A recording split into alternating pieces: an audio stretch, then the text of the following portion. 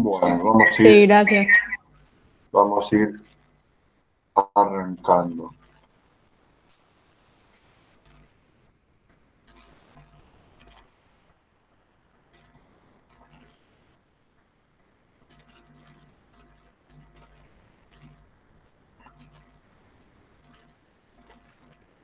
Bueno, ahí estamos.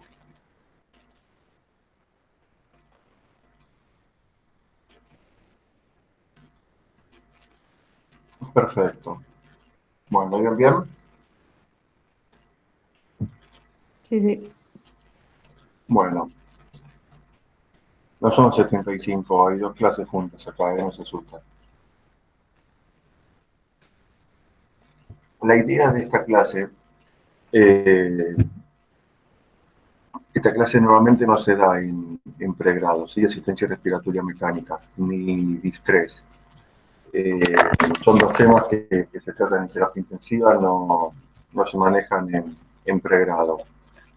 Pero vimos ahí con Martín que son temas donde se hablan, dadas las circunstancias actuales y cómo se maneja el COVID, son temas que se hablan todos los días, es de uso diario, de respirador, que no respirador, que hay que respirar, cuántos respiradores hay.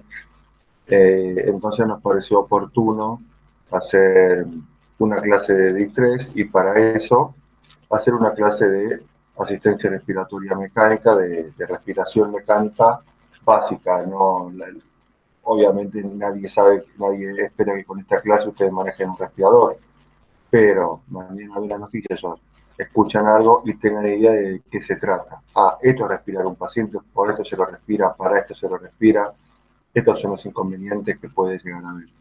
Bien, entonces tenemos más o menos una idea de qué es, de lo complicado o no complicado que puede llegar a ser ventilar un paciente. ¿Sí? De qué se trata, de qué estamos hablando cuando mete un paciente a un respirador. ¿No? Como siempre, dudas, preguntas, me dicen directamente. Bien, vamos a hablar un poco de la historia de los respiradores y después vamos viendo un poco de física para después ir viendo más o menos de forma muy básica cómo es la programación de un respirador. ¿No? La primera aplicación fue en 1543, ¿sí? Con un respirador artificial, Andrea Vesalio. Ahí empezó a ver con unas máquinas que eran sopladores directamente, soplaban al paciente con bolsas. En el siglo XIX empezaron métodos de presión negativa. ¿Qué quiere decir presión negativa? Yo lo meto al paciente en un tubo y hago aspirar, le saco aire a todo ese tubo, aspiro todo ese tubo, entonces el tórax se le infla, pero de esta manera, me explico, no es que le entra aire, sino que de afuera yo lo estoy aspirando. Eh, y después, bueno, acá, 1864, la primera inscripción del pulmón de acero, ¿sí? Ahí como también las primeras cosas que hubo. Después estuvo acá el otro aparatito. Acá tenemos algunos dibujos. Esto es lo que estamos viendo, lo que decimos como depresión negativa. ¿Ven? Agarran así. Esto era. Esto ahora no es muy distinto a lo que son las cámaras. Va. Ahora las cámaras hiperbáricas son salones, ¿no? Son pequeñas habitaciones. Pero antes, si no, las cámaras hiperbáricas eran así. También estos primeros respiradores. Acá tenemos el respirador. Fíjense lo que eran, meterse acá y hacían presión negativa, apretaban, soltaban el pulmón. ¿Mm? No era efectivo esto en absoluto, pero era los primeros pasos como para poder hacer algo con un paciente. 1898, fíjense que esto no es tan viejo, primera cirugía con intubación endotraqueal, ahora gran parte de las cirugías son ventiladas, como cambió el tema de manera muy rápida. ¿Dónde estoy? Esta cámara, fíjense lo que es esto, que es una habitación entera donde yo meto el paciente y hago negativa toda la habitación. Distintos pasos que se iban pudiendo hacer.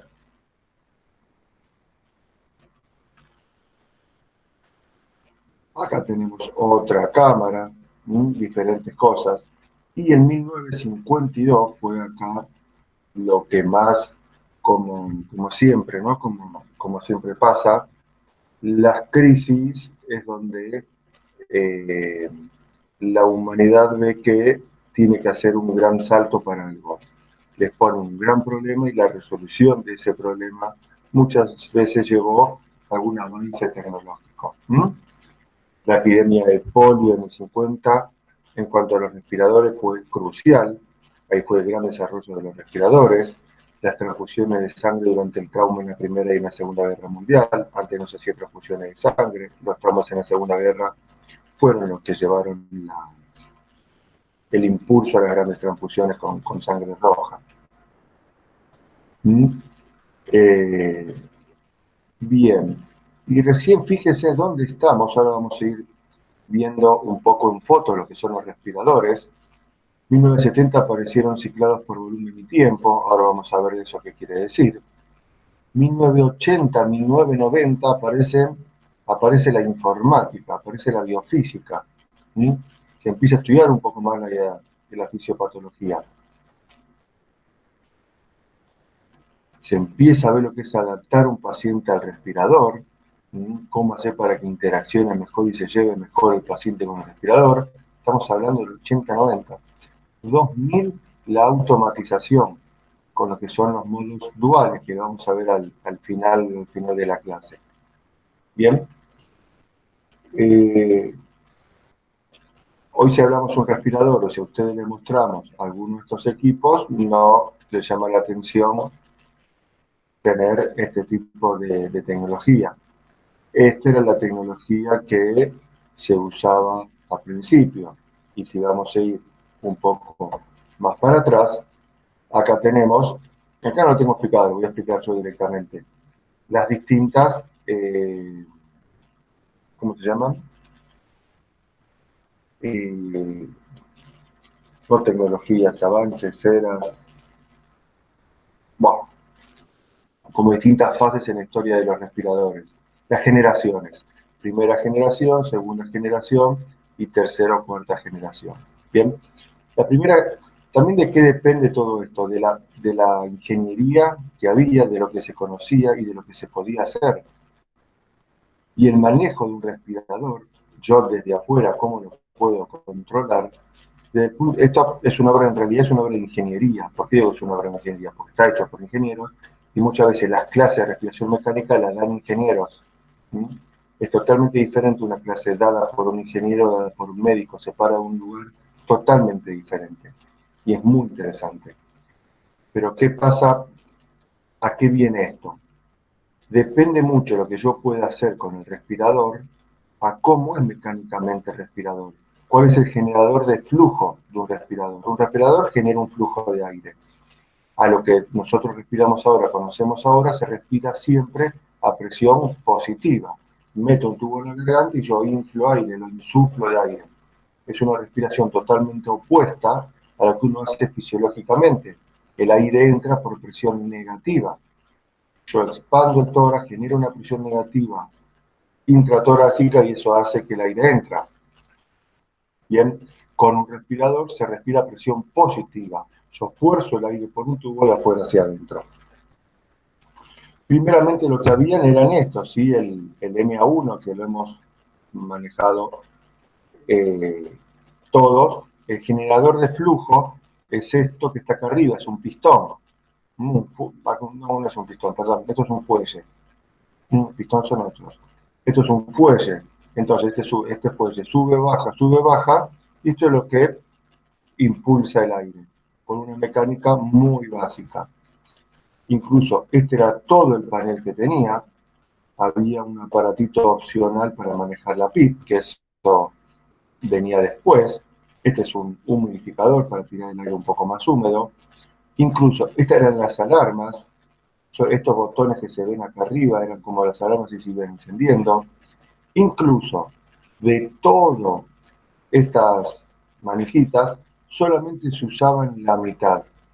La otra mitad no se usaba, lo único que se podía controlar era esto. Esta mitad no se usaba porque, como todo, sigue pasando ahora con los respiradores. Aparece una moda de algo y tienden las máquinas a sacar con esa moda, con esa medición. Se puso de moda medir tal cosa, y bueno, los respiradores lo calculan automáticamente esta medición. Después aparece otra cosa y bueno, quedan esos respiradores con esas mediciones. En la época del MA1 estaban de moda los suspiros. Suspiro es una expiración profunda prolongada donde se vaciaba todo el aire del pulmón. Eso se creía que era beneficioso para reducir el espacio muerto y que genere cosas. Entonces, después se vio que no era efectivo y podía ser perjudicial. Y esta segunda parte del respirador era la programación de suspiros. Así que solamente tenía esto, lo único que yo tenía para leer era el volumen acá arriba en el fuelle, y acá esto blanco que ven es el barómetro donde me marcaba la presión en la vía aérea. Después avanzó la tecnología y ya dieron un paso más. El Siemens 900, este equipo comparado con este nada que ver. Nuevamente respirábamos con este respirador, excelente, muy buen equipo, donde ya tenía distintos modos. Ahora vamos a ver lo que son un poco los modos, que solamente tenía un modo ventilatorio que era por volumen, no podía hacer otra cosa. Este, en cambio, tenía varios modos que lo seleccionaba con esta perillita de acá abajo. Tenía un lector digital, que es este que está acá, y con esta perilla yo eh, voy, porque este sigue estando en varios lugares seguramente. Voy corriendo esta perilla y me va devolviendo diferentes lecturas, y acá tengo diferentes formas de programación, con una lectura de presión y una lectura de volumen. Este barómetro que figura acá es la presión de trabajo interna del respirador, nada que ver. Y acá con esto manejaba la FIO2, ¿sí? Tengo la manija que entra con aire, la manguera que entra con aire comprimido, y con oxígeno, y acá manejo la FIO2 del paciente. Este otro Siemens, el Siemens 980, es un respirador de transporte, pero en guardia lo hemos usado mucho, así en las guardias externas este aparece mucho, es el primo más viejo del Siemens 900, por más que tenga un número posterior, permite muchísimas menos cosas. Después vino este creo que es un MA2, me parece un Siemens, donde avanza un poco más en la digitalización. Este tiene un generador de flujo a pistón, en vez de tener un fuelle, tiene a pistón. Entonces, el control que yo puedo hacer sobre un pistón es mucho mayor, ¿sí? Sobre un pistón yo puedo tener la velocidad con que lo aprieto, cuánto lo aprieto. En cambio, esto es un fuelle solamente donde yo no podía controlar mucho qué pasaba acá. Después, última generación, los microprocesadores, este es un Neumoven, los microprocesadores donde ya tienen normalmente es una turbina, el generador de flujo, y sobre una turbina a un procesador, con un procesador, yo puedo tener un gran control de lo que estoy haciendo. La velocidad de la turbina, eh, la velocidad de arranque, la velocidad de freno de la turbina, cuánto viento está tirando esa turbina, todo eso yo lo puedo controlar. Ni hablar con un procesador. ¿Sí? Donde estamos, venimos para acá. ¿Bien? Tenemos una pantalla. Estos son TECME. TECME. Este es el respirador que se está usando ahora mayormente. Esta es la empresa cordobesa que salió por todos lados. ¿Sí? Neumoven es cordobés, es argentino. Este era el Neumoven Graph, el mejor respirador que tenía TECME, que teníamos de fabricación en Argentina, realmente un muy buen respirador, que tenía una pantalla chica y todos los controles alrededor, ¿sí? Asusta un poco porque tiene lectores y controles por todos lados. Estas son varias alarmas que tienen setidas. Esta era parte de programación, y esto era más que nada las alarmas. Acá tiene, ¿no? Donde lo seteo, y una pequeña pantalla con las distintas curvas de ventilación, que básicamente son tres: presión, flujo y volumen. Y después salió, que este es el último, el Neumoven, el Advance de Tecme, que es la empresa, que se llamaba Neumoven, ahora se pasó a llamar Tecme, no sé qué habrán hecho. Y este es el último respirador que se está usando ahora, en realidad, más que nada. Acá está Neumoven, y esta es la pantalla del respirador.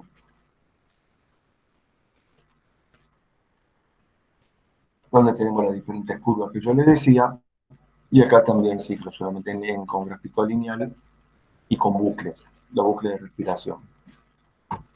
Y acá tenemos la pantalla, una pantalla mucho más clara, mucho más limpia. No quiere decir mucho más fácil de manejar, porque cada menú de esto me abre 20.000 cosas diferentes. No podemos comparar bajo ningún punto de vista lo que es esto a lo que manejar esto que siempre fue llamado lavarropas, esto del tamaño de un lavarropas, a lo que es esto. A ver, esto lo maneja cualquiera, pero también hay que saber ventilar con 3 herramientas solamente a un paciente teniendo esto.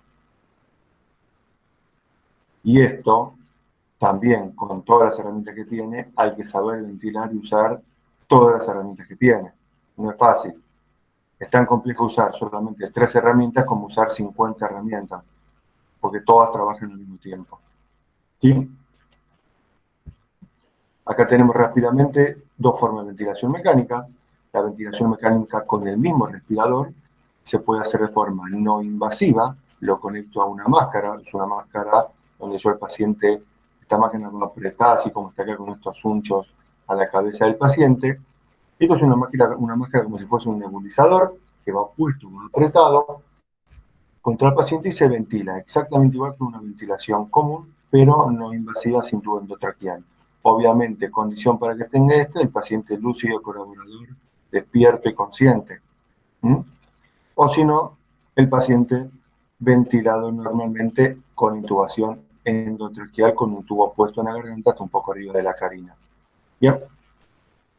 En la parte del respirador, bueno, tenemos un tubo de entrada, un tubo de salida, tenemos las tubuladuras, un generador de flujo, sensores de flujo que vienen acá, son distintos sensores donde me van a ir teniendo retroalimentación al respirador y ahí vamos sacando la información y medición con diferentes sensores que van apareciendo en todos los circuitos. Esto que tenemos acá son 2 vasos que se llaman trampa de agua. Todo esto va dando una humidificación al paciente, la propia humidificación del paciente, que se recolecta acá porque el agua en la tubuladura es mala, genera infección y además genera un flujo turbulento de aire que me hace un lío en las calibraciones. Además que termina siendo un contaminante con pseudomonas. Y las trampas de agua me quitan el agua de toda la tubuladura. Y acá, bueno, está puesto directamente acá la bolsita donde acaba conectado el paciente al final. De acá en adelante va conectada las interfaces con el paciente. Normalmente acá se ponen humidificadores o se ponen filtros. Un filtro que es hay filtros que son humidificadores y otros que son filtros directamente, que es lo que se tiene que usar siempre para que no se contamine la tubuladura, para que no se contamine el respirador y para que no se recontamine también el paciente. Fundamental ahora, estos filtros, hay varias formas de conectarlos para COVID. En realidad no nos cambia mucho porque no hay mucha diferencia entre ventilar a un COVID y ventilar a una pseudomonas resistente con el respirador. Sí es importante saber que existen esos filtros porque hay que colocarlos. ¿Bien? ¿Dudas?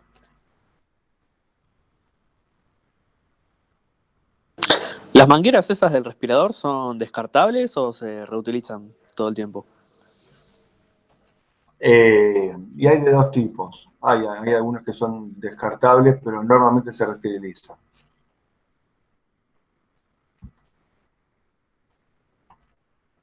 Bueno. Uy.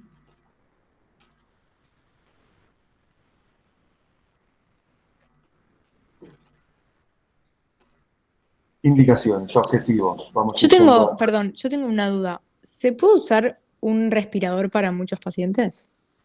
un respirador para muchos pacientes, no. Un respirador es para un paciente solo. ¿Sí? Ahora vos tenés varias formas de usar. Se puede usar 2 respiradores para el mismo paciente. Este lo permitía. ¿Vos dónde está? Cuando vos haces en algunas cirugías, principalmente en neumonectomía, acá tiene una salida y este de acá tenía otra salida. Entonces se conectan dos respiradores, un respirador para cada pulmón, porque ventilan de manera diferente en algunas cirugías de tórax específicamente. ¿Mm? Pero es un respirador por paciente.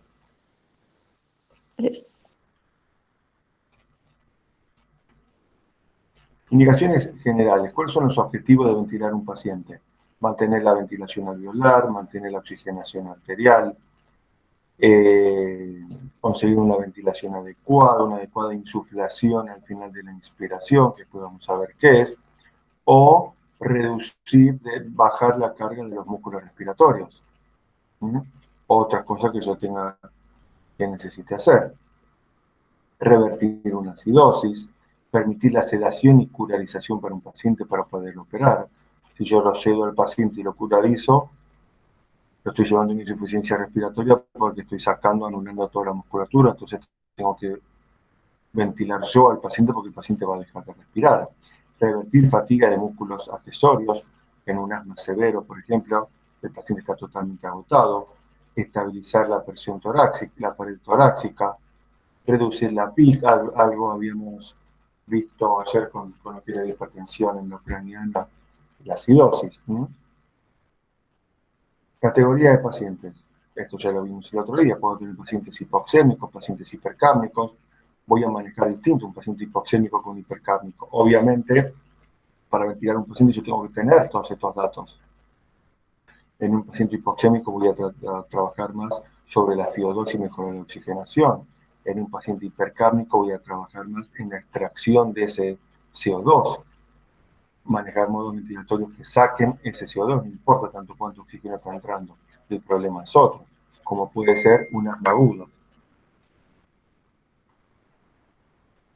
Criterio de intubación. A lo mismo que la insuficiencia respiratoria, esto no es matemático, son criterios generales. Una frecuencia respiratoria de 35, la capacidad vital, una Pi max, que yo la puedo medir con la máscara o con otros artefactos, un 1,2 menor de 60 y CO2 mayor de 55, un poco más exagerado de la definición de insuficiencia respiratoria. Repito, esto no es matemática estricta. Yo tengo un paciente que viene con estos parámetros, pero virgen de tratamiento, que me entra un asmático así, todavía no lo empecé a tratar, no lo voy a ventilar directamente por más que tenga una CO2 de 55. Lo empiezo a tratar y veo cómo evoluciona. Mejora, perfecto. Lo llevo 3, 4, 5 horas, no empeora, estos parámetros se empeoran. Bueno, en realidad lo que lo va a llevar es la refractariedad del tratamiento independientemente de estos parámetros. Principios físicos básicos. Vamos a intentar hacerlo lo más claro posible. El concepto de presión. Presión resulta en aplicar una fuerza sobre una superficie. Bien, se mide en centímetros de agua o en kilopascales. Se mide con un manómetro, es el relojito que yo le marcaba desde cuánta presión yo estoy poniendo en la vía aérea. Es aplicar una fuerza sobre una superficie. Y esta es la curva de presión. Cuando yo mido presión en la vía aérea, puedo diferenciar varias presiones. Esta es la curva y tengo una presión pico, una presión meseta y una PIP o presión al final de la expiración, que es esta de acá abajo. Y esta es la presión cero, acá no hay presión. Es muy importante estas presiones, presión pico, meseta o plató y la presión pi. Me hablan de cosas diferentes y tengo que hacer distintos procedimientos para medirlas. La presión pico es una presión dinámica que me habla de la presión en general en toda la vía aérea, teniendo en cuenta la gran vía aérea, que tiene toda la vía aérea superior, y es una presión dinámica, con el paciente respirando. Es simplemente la máxima presión que yo tengo en la vía aérea. La presión plató o presión meseta no tiene nada que ver con lo que sería presión media. Absolutamente nada que ver por más que esté acá. La presión plató, la presión meseta, es la presión que hay en la pequeña vía aérea, es la presión que está en el alvéolo. Esta es la presión alveolar. Bien, ¿cómo hago para medir la presión alveolar? Para medir la presión alveolar, fíjense que acá está pasando esto en una parte donde es una plancha, sería meseta también, igual por eso se llama presión meseta, porque tengo que hacer acá una meseta para medirlo. le pongo aire al paciente y hago una pausa inspiratoria. Meto el aire, paro la inspiración, con inspiración profunda hecha. Al parar el circuito se unifican las presiones en una tubuladura, la punta a un tubo es similar, se unifica el flujo es cero, se unifica se distribuye todo el gas, y lo que yo estoy midiendo en la punta del tubo es lo mismo que yo estoy midiendo en la otra punta del tubo. No así cuando es dinámico, que me va a cambiar según el diámetro del tubo, la presión que yo esté generando. Pero cuando el flujo cesa, se unifican las presiones en toda la vía aérea o en todo un tubo. ¿Me explicó? Entonces, al cesar la respiración con una pausa inspiratoria de un segundo, medio segundo, la presión que yo esté midiendo afuera del tubo, en la boca del paciente afuera del tubo, es igual a la presión alveolar. Fundamental para lo que son pacientes con distrés, que en la clase de distrés lo van a ver. Y la diferencia entre pico y plató me habla principalmente de dinámico o no dinámico de obstrucción de la vía aérea. Esta diferencia de pico a plató me va a tener una gran implicancia en un paciente EPOC o en un paciente asmático principalmente. Y la presión plató va a tener gran implicancia en un paciente distresado, donde el problema lo estoy teniendo en la pequeña vía aérea a nivel alveolar. ¿Sí? Y la presión PIC, es una presión que yo estoy generando. Como me dijeron una vez, es simplemente subir el cero al paciente. ¿Qué es esto? Después lo vamos a ver ahí con los gráficos. Tomo aire, tomo aire, tomo aire. Saco el aire, pero no saco todo el aire. Le dejo un aire adentro a un paciente. Le dejo un aire adentro, le dejo aire adentro del pulmón. No lo termino de vaciar. Y cuando vuelvo a inspirar, parto de ese volumen. ¿Sí? Imagínense inflar un globo. Cuando ustedes inflan un globo, comenzar a inflar un globo lleva despegar ese globo, esa insuflación inicial para despegar el globo, lleva un gran esfuerzo. Una vez que el globo se despegó, inflarlo es más fácil.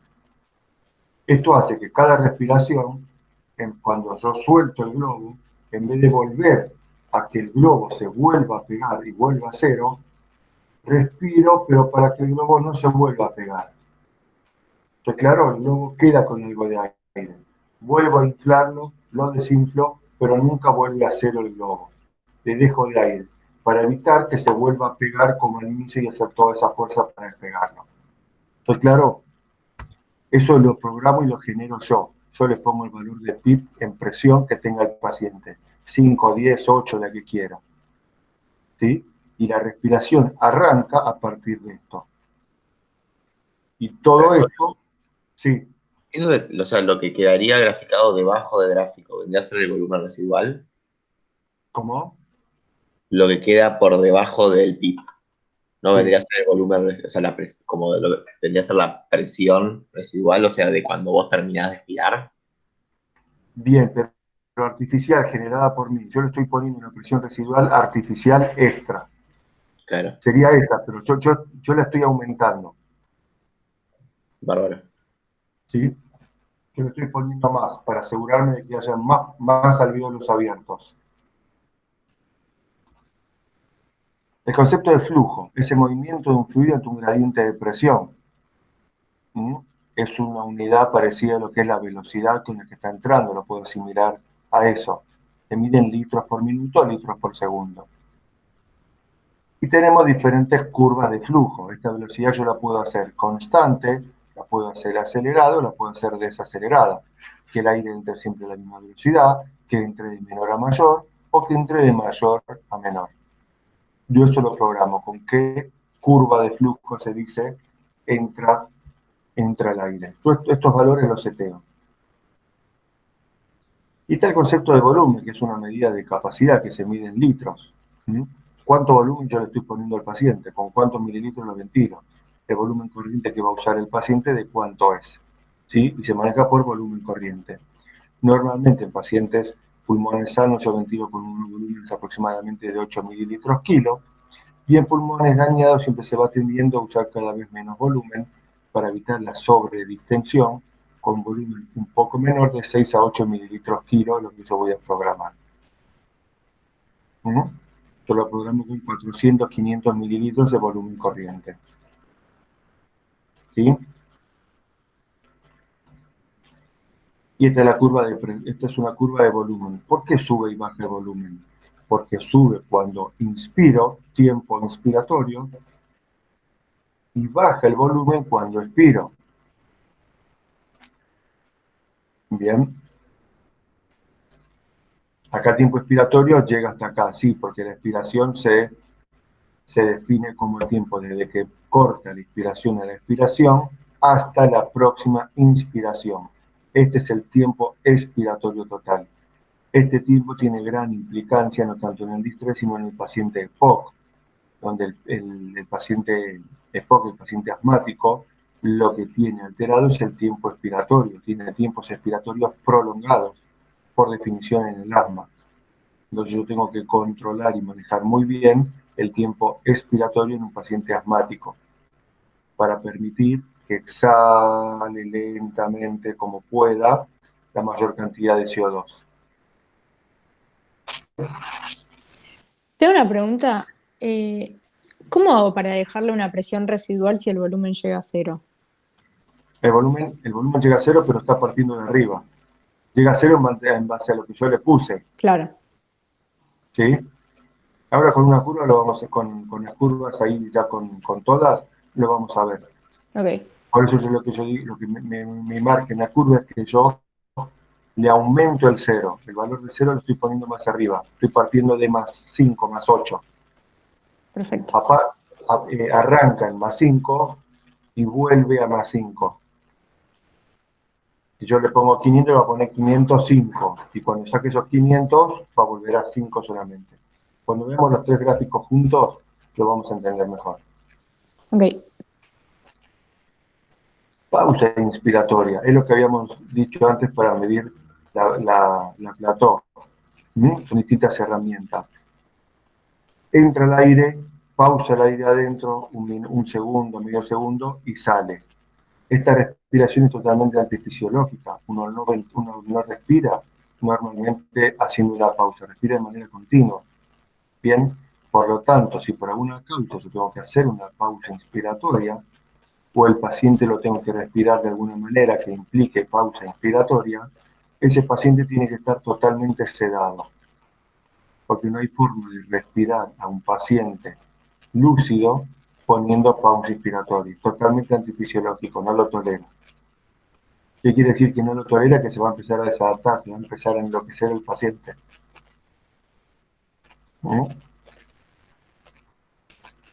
Es esto que estábamos viendo. Acá tenemos una pausa inspiratoria, ¿sí? Esta es una curva de presión. En esta curva de presión, como habíamos dicho, tenemos presión pico, presión plató y la PIC. Parto esta base, subo y bajo, pero es lo que yo le estaba diciendo, ¿ves? Subo el cero está acá. Bien, pero el cero de este paciente, como yo le agregué PIP, parte acá, parte en 10. Entonces, arranca y baja, pero cuando baja, baja siempre a este nivel artificial de 0 que yo le puse, que es la PIP. Acá tenemos lo que es la complacencia, que es un cálculo, es una medición. La complacencia, la compliance, me está diciendo la distensibilidad que tiene el pulmón. Qué tan blando o duro está el pulmón. Y tengo dos complacencias, una dinámica y una estática. Como tengo dos presiones, una me habla de toda la vía aérea y una me habla de la presión plató, de la misma manera tengo dos complacencias.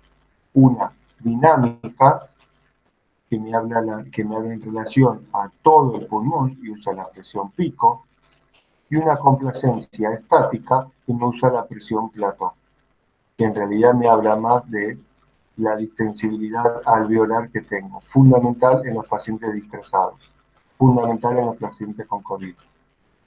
Ver qué complacencia tiene, qué tan duro o no está el pulmón, teniendo en cuenta los alveolos. ¿Bien? ¿Qué es esto? ¿Qué es la complacencia? Es distintas variaciones que yo hago de delta volumen, delta presión. Esto me va a decir qué tan duro, qué tan blando. Con la misma presión, cuánto yo cambio de volumen. O al revés, para un determinado volumen, qué diferencia de presión, cuánta más presión o no presión me está haciendo en el pulmón ese cambio de volumen. Entonces, claro, imagínense tener un globo de goma de una determinada fuerza para inflarlo.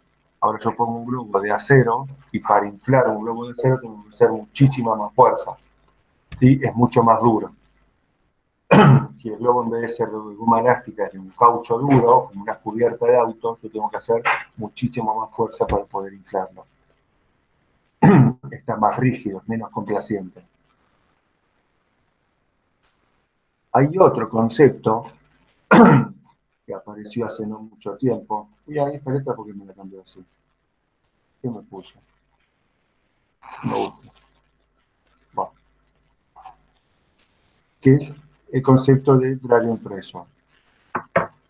Este drive impresor es un primo hermano de este concepto de compliance. Oh, me cambió todo, no sé. Sí, me cambiaron. ¿Por qué cambió? ¿Por qué es primo hermano? Porque el concepto es parecido. Es plató en media relación, me hace la diferencia entre plató y pi. También es interesante que el concepto es parecido porque están hechos por la misma persona, definidos por Amato. Amato es el padre de la respiración mecánica en pacientes distresados. Todos los estudios, los grandes estudios de base fisiológicos sobre PIC en distrés los hace Amato. Le gusta y estudia eso, y en base a eso salen el resto de los estudios, normalmente. Todo que es esto también, el uso de PIC y de presión plató, lo hizo Amato. ¿En qué respirador lo hizo? Empezó a hacer Amato en el MA1, en el lavarropas. No es que empezó a trabajar con los microprocesados, Los primeros estudios donde empezó a usar la PIC, que ahora es básica para respirar a cualquier paciente, los hizo en el lavarropas que les había mostrado. Y este drive impreso me habla de la diferencia entre la presión plató y la PIP, en diferencia, no en relación. Plató menos PIP. También lo puedo expresar como volumen tidal sobre compliance. Esta fórmula me la da el paciente, me la da el respirador. Compliance normalmente yo le pongo pausa inspiratoria y me devuelve la compliance. Y el volumen tidal yo lo tengo medido permanentemente. Lo mismo que la presión plató, también la voy a estar midiendo cuando yo le pongo pausa inspiratoria. El respirador me va a empezar a devolver como valor medido la presión plató. Bien, esta diferencia entre plató y PIC, en realidad está hablando también de un cambio de volumen, como en la vía aérea en cuanto a la sal, también es una forma de medir la rigidez pulmonar. Cuanto más alto esto, más rígido el pulmón, cuanto más baja esta diferencia, más blando el pulmón. ¿Sí? Es una forma de medir el estado de distrés de un paciente y de pronóstico del distrés. ¿Venimos bien? Bueno, acá tenemos de vuelta una curva de presión, la que estábamos viendo, y una curva de flujo. Estas curvas son paralelas, nos falta poner la escala de volumen, pero obviamente, ¿te acuerdas que en el respirador cuando le mostré la pantalla yo tenía tres curvas, presión, flujo y volumen? Acá tenemos al mismo tiempo la curva de presión y la curva de flujo. ¿Sí? Para esta curva de presión implica esta curva de flujo. En la curva de flujo se designó el flujo inspiratorio como positivo y el flujo expiratorio como negativo. No hay flujo negativo, el flujo siempre va hacia un lado y no hay forma de que sea. Puede cambiar la dirección y ese cambio de dirección en el flujo es el expiratorio, se lo toma como flujo negativo. ¿Bien? Presión negativa, no, sí hay un poquito en la aérea que lo puede hacer, pero no es negativa, cambia de sentido. Por lo menos. Flujo, acá tenemos flujo positivo en la inspiración, flujo negativo en la expiración. ¿Bien? Trigger o disparo. ¿Qué es esto? ¿Quién dispara la respiración? ¿Quién dice ahora hay que respirar? Si lo dice el respirador, es lo que se llama ventilación controlada. y se pone por tiempo. Yo le pongo, ¿cómo hago para controlar por tiempo? Le pongo una frecuencia respiratoria de 10. Listo, entonces el respirador sabe que cada 6 segundos, ¡pum!, tiene que respirar. Cada 6 segundos respira, cada 6 segundos respira. Fin de la historia. Ahí queda. No tiene otro parámetro. ¿Sí? Esa es una ventilación controlada por tiempo. Obviamente, para tener una ventilación controlada por tiempo, el paciente tiene que estar también dormido o bastante sedado. Si no, el paciente no va a poder respirar cuando él quiera, va a respirar cuando el respirador quiera. No necesariamente tiene que estar dormido. A veces los pacientes están tan entregados que directamente se entregan al respirador y hacen lo que el respirador les diga. La ventilación asistida, como el nombre lo dice, asiste la respiración. Comienza el paciente la respiración. El paciente dice que quiere respirar, tomando aire, haciendo una pequeña inspiración, una pequeña insuflación. El respirador detecta esta pequeña presión que está haciendo el paciente para respirar y comienza a mandarle aire. ¿Me explico? Por eso se llama asistida. La señal solamente la da el paciente. El paciente dice, dale, con un pequeño esfuerzo que puede hacer. Lo sensa el respirador y comienza el proceso inspiratorio. Lo asiste. Ah, ¿querés respirar? Te ayudo. ¿Querés respirar? Toma, te ayudo. Y acá tenemos, esto es lo que decía antes, la presión negativa. Esta presión negativa es la que hace el paciente queriendo respirar. ¿Sí? El paciente le chupa aire al respirador, quiere insuflar, detecta esa presión. El respirador comienza el proceso respiratorio. En cambio acá se comenzó la respiración sin que la haya gatillado el paciente. Esto es una respiración controlada y esta es una respiración asistida. Este paciente está despierto, está gatillando la respiración. Este paciente no está gatillando la respiración porque el cerebro no se lo permite, porque no tiene fuerza para hacerlo, porque yo lo tengo sedado y no quiero que respire él y quiero respirar y controlar su respiración. ¿Bien? Dos palabras de esto. Yo también tengo que censar qué tan sensible pongo esto. ¿Cuánta fuerza va a hacer el paciente para respirar? Y bueno, la mínima fuerza. Ojo, porque cuando pongo la mínima fuerza en un paciente obeso o con grandes mamas o con un abdomen muy grande, el temblar de ese cuerpo, de toda esa pared, me genera un mínimo flujo inspiratorio que lo sensa falsamente como inspiración y me genera todo un ruido enorme y el paciente empieza a toser, porque el respirador no está entendiendo qué es lo que está pasando. Si yo le pongo una sensibilidad menos sensible, más fuerte, que quiere decir que haga más presión, el paciente tiene que hacer un esfuerzo inspiratorio más, tiene que chupar mucho aire para que el respirador lo sense. Eso yo lo tengo que calibrar paciente a paciente. Son pequeños conceptos que estábamos viendo en relación al principio, cuando habíamos dicho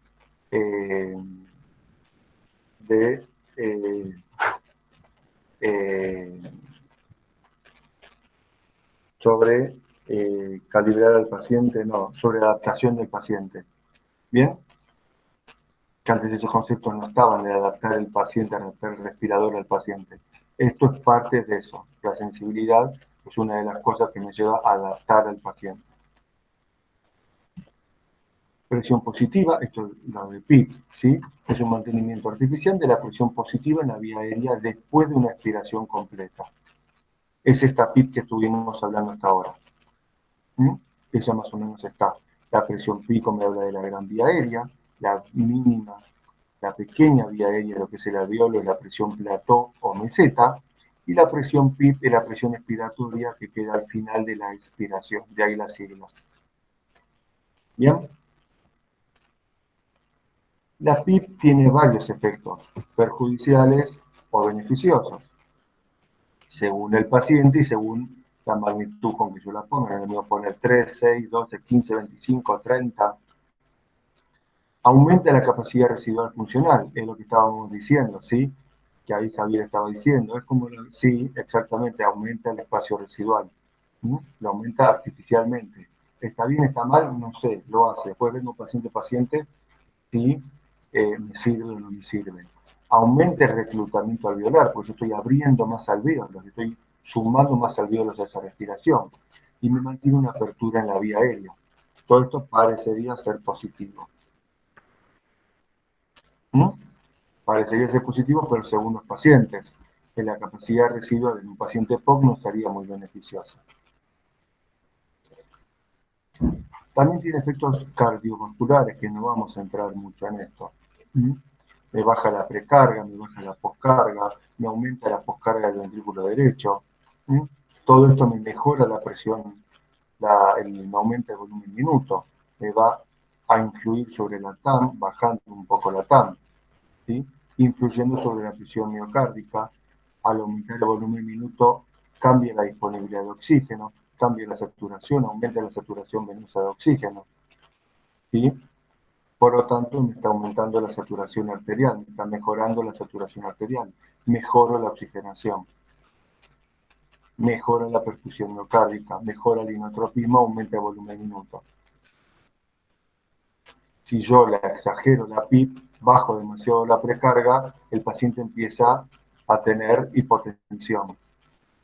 Pero en un paciente, por ejemplo, con un edema agudo del pulmón, que yo le baje la precarga o le baje la poscarga en un paciente hipertenso que viene con un edema agudo del pulmón, le va a ser totalmente beneficioso. Voy a mejorar las condiciones cardiovasculares de ese paciente. Bien. Curva de presión-volumen, esta es ¿sí? La curva que habrán visto en fisiología de presión-volumen. También me las da el respirador.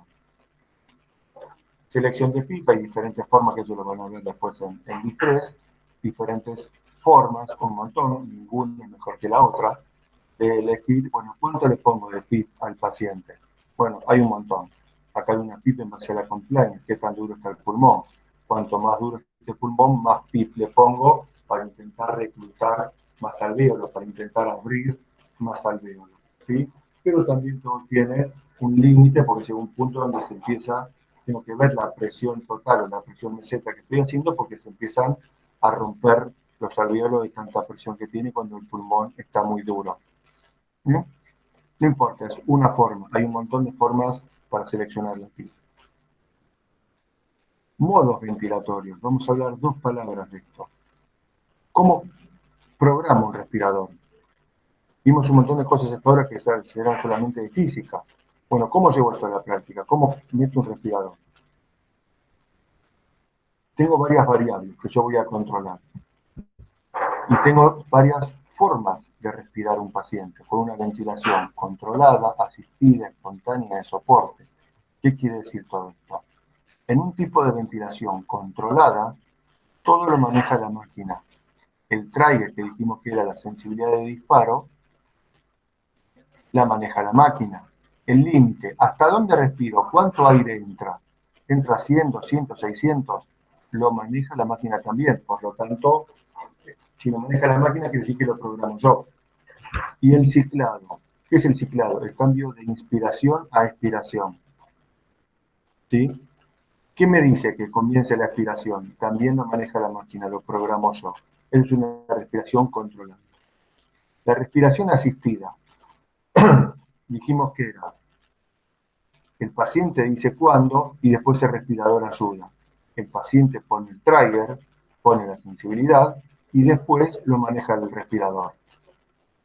El paciente simplemente dice, quiero respirar. Bueno, toma el aire. ¿De qué manera? Lo maneja el respirador tranquilo. El paciente lo único que hace, lo único que puede hacer es decir, gatillar la respiración. En una respiración espontánea maneja todo el paciente. El respirador lo ayuda, pero el paciente decide cuándo respira, cuánto aire toma y cuándo deja de inspirar. Después hay otra respiración que es de soporte, donde el paciente dice cuándo respira, la máquina le dice cuánto aire vas a tomar, el límite lo está poniendo la máquina, y después el paciente también dice cuándo voy a expirar. Bien, esta es una respiración un poco más intermedia como para tener de ayuda a un paciente. El paciente maneja cosas y las cosas maneja los cuándo y el cómo, digamos, lo maneja la máquina. ¿Sí? Hay un montón de modos ventilatorios, un montón. ¿Sí? Es más, como esto está hecho por ingenieros, cada ingeniero, al tener una computadora para programar el respirador, genera modos ventilatorios nuevos. Cada marca tiene modos ventilatorios diferentes y propios, que no lo tiene otra marca. Entender todo eso es sumamente complejo. Más teniendo en cuenta que no hay una uniformidad en los nombres de los modos ventilatorios. Yo pongo una determinada sigla en un modo ventilatorio, un determinado nombre, otra marca, ese mismo modo ventilatorio con los mismos parámetros, le pone otro nombre, otras siglas. O le pone una pequeña diferencia porque tiene un accesorio más para ponerle como parámetro, si es el mismo modo ventilatorio y le pone otro nombre diferente. Por eso no es fácil conocer los respiradores, hace falta práctica y conociendo diferentes marcas para saber cómo se programan a diferentes marcas. Todos tienen los mismos parámetros, más o menos. Algunas tienen más parámetros que otros y hay que conocer muy bien lo que es la ventilación mecánica, cómo son los diferentes programas para poder interpretar el respirador, cómo lo puedo manejar con todas esas variables. Y poder ir yo entendiendo este modo ventilatorio es similar al otro que estoy haciendo allá, pero es igual, me dice controlada, pero controlada me permite hacer esto que no es de controlada. Bueno, pero lo llama controlada igual, pues no importa, y lo ventilo igual. Así como voy generando. Ventilación asistida controlada, como dijimos, que esté totalmente controlada o asistido depende del grado de sedación del paciente. El paciente asistido, acuérdense que era que el paciente sensaba y el paciente decía cuándo quería respirar. El paciente gatillaba hacia la primera insuflación. Eso es del que va a depender de la capacidad que tenga el paciente de hacerlo y del grado de sedación que tenga el paciente. Si el paciente yo lo tengo con pancurón, lo tengo curalizado, lo tengo totalmente anestesiado, no va a poder gatillar absolutamente nada. A medida que el paciente esté despierto o se vaya despertando una anestesia, va a empezar a gatillar la respiración. Bien. Ventilación controlada, vamos a ver estas dos cosas solamente. Ventilación controlada por volumen y ventilación controlada por presión. ¿Qué quiere decir controlada por volumen? Bueno, yo cuando le pongo un límite al paciente, ¿de qué manera yo le digo al respirador cuánto aire quiero que entre? Sí, es fácil, le digo poner 500 mililitros. Perfecto, 500 mililitros. Los primeros respiradores en un fuelle es muy fácil manejar una respiración, es lo que decíamos, que desde el punto de vista de la ingeniería y partiendo de cómo es un generador de flujo, yo puedo manejar una cosa, un parámetro u otro respirador. Si yo tengo un fuelle, acuérdense el fuelle que habíamos visto en el lavarropas, yo le digo, mira, hasta qué altura quiero que tenga el fuelle, este volumen, y listo, es lo que yo puedo hacer. Mira, que el fuelle llegue hasta acá, listo, 400 mililitros, 500 mililitros en la ventilación de volumen tidal. Y ya está. Entonces, eso es una ventilación controlada por volumen. Se cicla por volumen.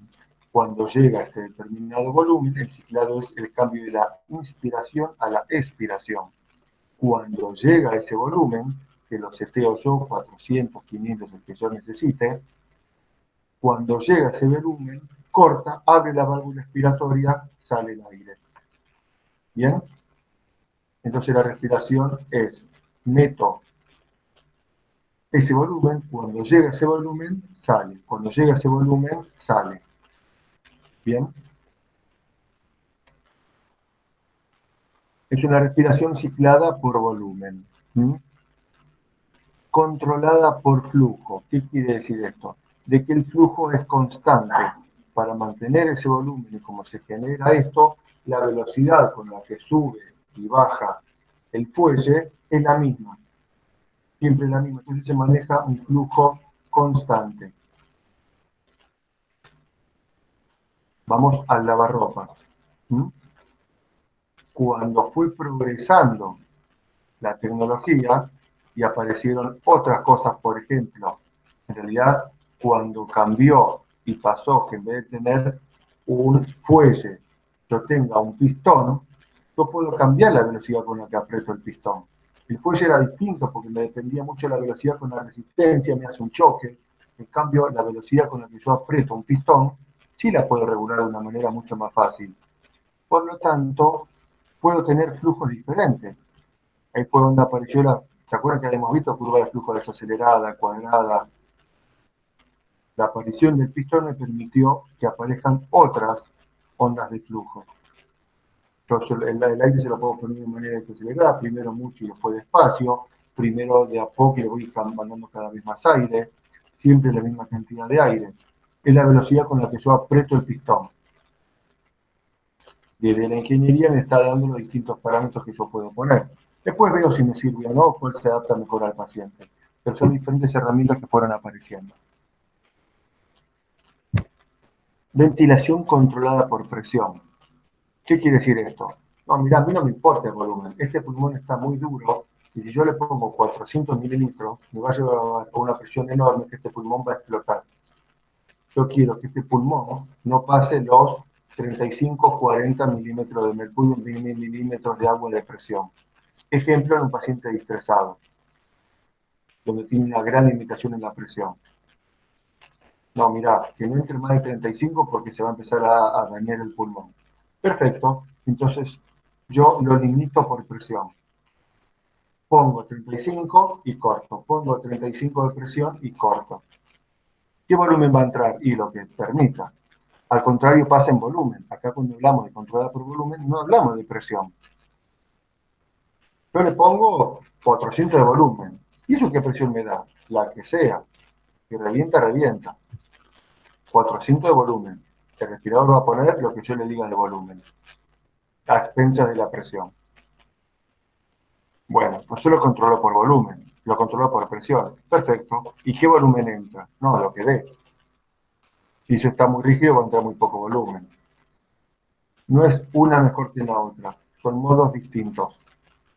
Son herramientas distintas. Y después la adecuo en base a estas características, cuál es la mejor para el paciente, cuál se adapta mejor al paciente, cuál se adapta mejor a los requerimientos que esa patología tiene, cuál me permite mejor manejar la patología del paciente en esas circunstancias. ¿Bien? CMB no me interesa.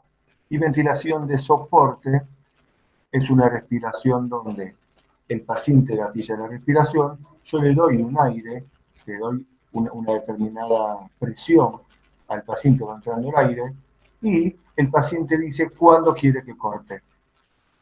Bueno, ya está, basta, listo. La respiración por presión cicla por tiempo, me olvidé de decirlo. Acá está, cicla por tiempo. Yo le pongo una determinada presión y un determinado tiempo. Va a respirar un segundo esta presión. Perfecto, un segundo esta presión y no hace otra cosa. ¿Sí? ¿Estamos? Y la ventilación soporte es mucho más confortable para el paciente. ¿Sí? Ya estamos terminando, chicos. Tenemos las tres curvas. En volumen control y en presión control. No hace falta que las sepan, eso somos descriptivos para ver, ahora sí, que esto es un poco más parecido a la lectura que yo tengo de un respirador, de la pantalla. ¿Qué voy a ver en el respirador? Las tres curvas, la curva de presión, la curva de volumen y la curva de flujo. Esta va a ser una curva característica de un volumen control y estas son curvas características de presión control. Tengo una onda de flujo cuadrada. Bien, este paciente no está teniendo PIC, fíjense cómo la presión está llegando a cero y todo parte de cero. Acá tiene la curva y los respiradores también me van marcando esto, ¿sí? Me van marcando con diferentes colores ahora, la inspiración con la expiración con otro color. Inspiración en verde, expiración con otro color. No solamente lo interpreto yo en parte a la parte negativa o descendente de las curvas, sino que me discrimina en colores. ¿Sí? Si nos vamos 20 años para atrás, esto con un color, sí, bueno, es una pavada hacerlo ahora. Perfecto, pero en las primeras pantallas, imagínense cuando si yo estoy parado pongan el pie en el MA1, en el lavarropas, o en el cine, el que tenía todas las tirillitas.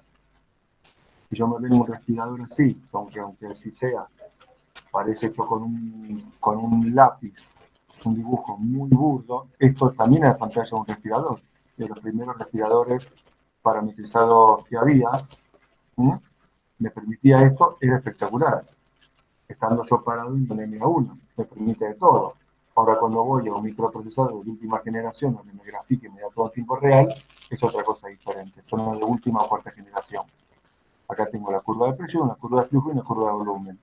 Acá ven como estoy viendo una presión PIB de 10 y hace que todo llegue a este volumen. Fíjense la curva de volumen. No llega a cero. ¿Por qué no llega a cero? Porque me está teniendo esta PIB. Aumento este volumen residual, como ya hemos dicho. ¿Fue claro? Otra curva de presión diferente en el mismo respirador. ¿Bien? Esta es la pantalla del respirador. Y acá nos digo, ¿qué presión maneja? Y acá la tengo la presión, 30. A veces la tengo que ver simplemente según el respirador, a veces me las muestra como dato, al costado o al lado tengo los valores de presión pico, presión meseta, cuánto flujo tengo, y a veces simplemente yo lo tengo que inferir en base al gráfico que estoy viendo. Otra curva también, otra curva también. ¿Sí? Fíjense, en esta curva está pasando esto, la curva de flujo no está llegando a cero. Este es un paciente EPOC con un mal seteo del respirador. El paciente no está terminando de exhalar todo el aire, está reteniendo aire. Esto está mal, ya sea porque yo lo seteé mal y puse unas características que me produce esto, o esto es lo que produce un paciente asmático. El paciente asmático no llega a exhalar todo el aire y queda con un residuo de aire ahí adentro.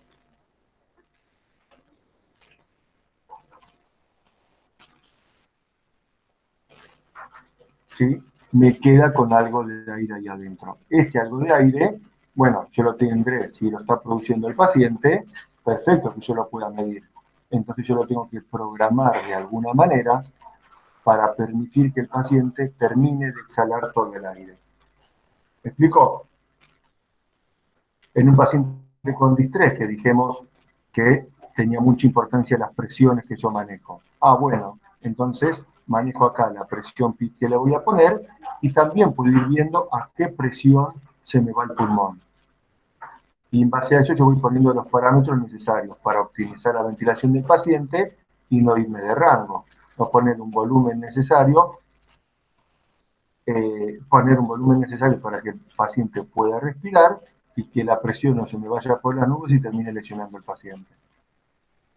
¿Me explico? ¿Y ahí puede ser que tampoco hay presión pico?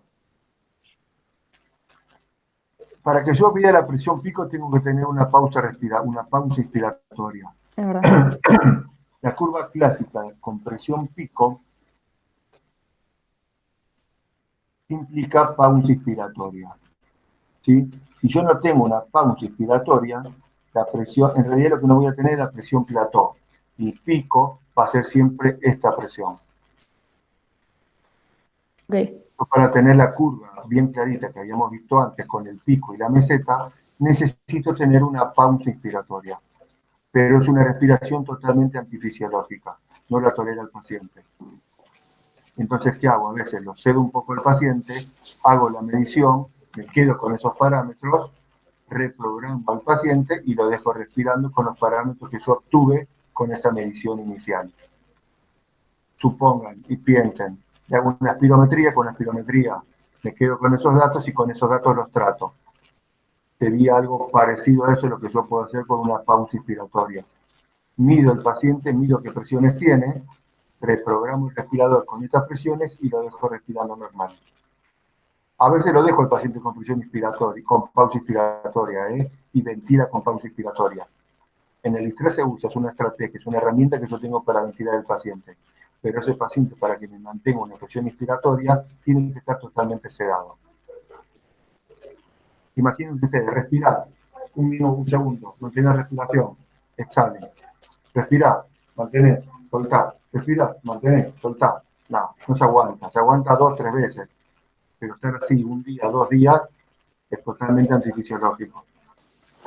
¿Sí? Antifisiológico quiere decir que el paciente se desadapta, el paciente empieza a sacudir la cabeza, se empieza a sentir ahogado porque yo quiero respirar, no sé cualquier cosa, se desespera. ¿Mm? Bien. Acá tenemos un chiche, esta clase yo ya la tenía armada y se la dejé pues, para mostrar nuevas cosas que permite lo que es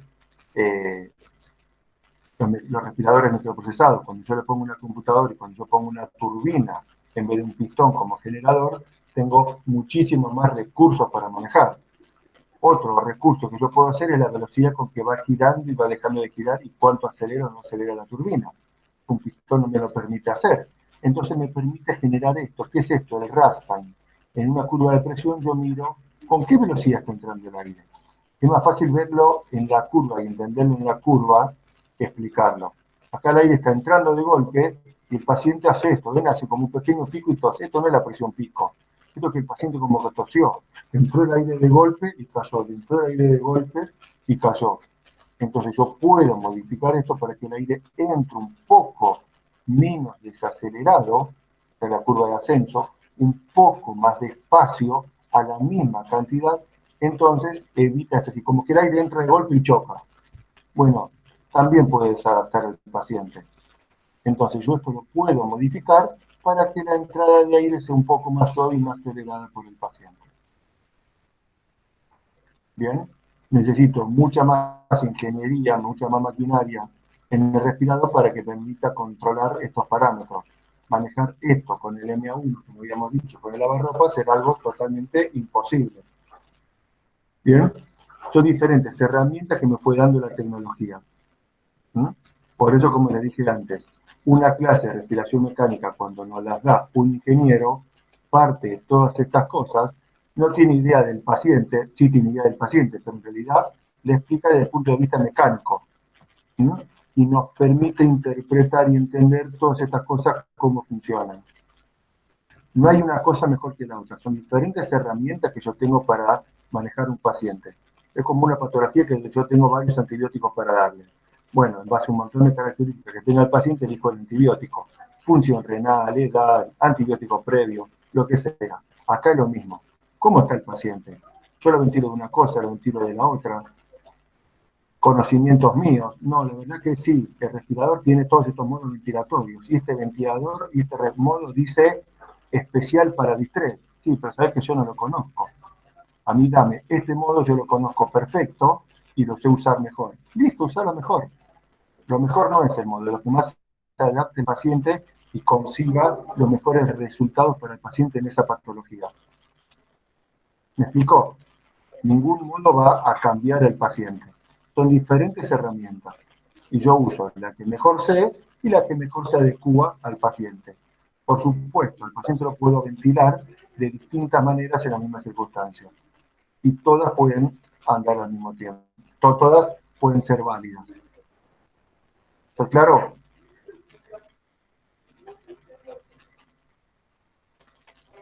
Cuando seguimos con ventiladores de última generación, tenemos esto último y no vamos a decir nada más que esto. Modos duales.